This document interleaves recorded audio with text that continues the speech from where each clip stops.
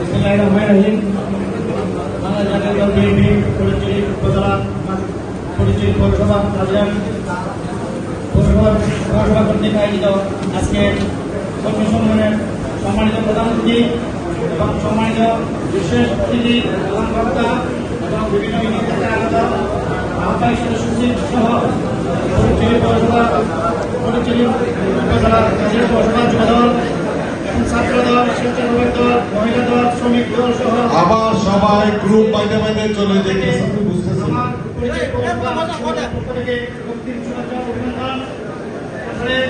সুশৃঙ্খল একটা যার কারণে আমি এখানে অধিক কথা বলবো না, বেশি কথাও বলবো না।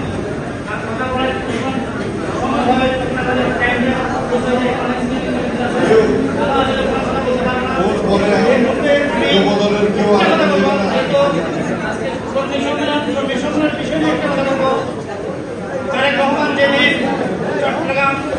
আমাদেরকে ডেকে নিয়ে মিডিয়া ছাড়া যে বক্তব্য রেখেছিল সেটি নিয়ে আমরা আমাদের কি করতে হবে, আমাদের করণীয় কি, উনি দিক নির্দেশনা দিয়েছেন, উনি এক কথায় বক্তব্য রেখেছেন, কেউ যদি ভিডিও করতে পারেন।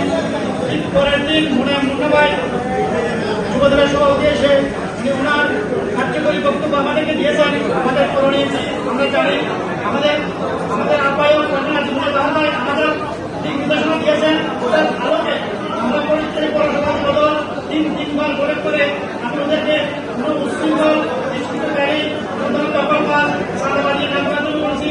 এই পর্যন্ত ফটিকছড়ি পৌরসভা যুবদলের পক্ষ থেকে কোনো ধরনের অভিযোগ নাই, কোনো অভিযোগ কেউ দিতে পারবে না।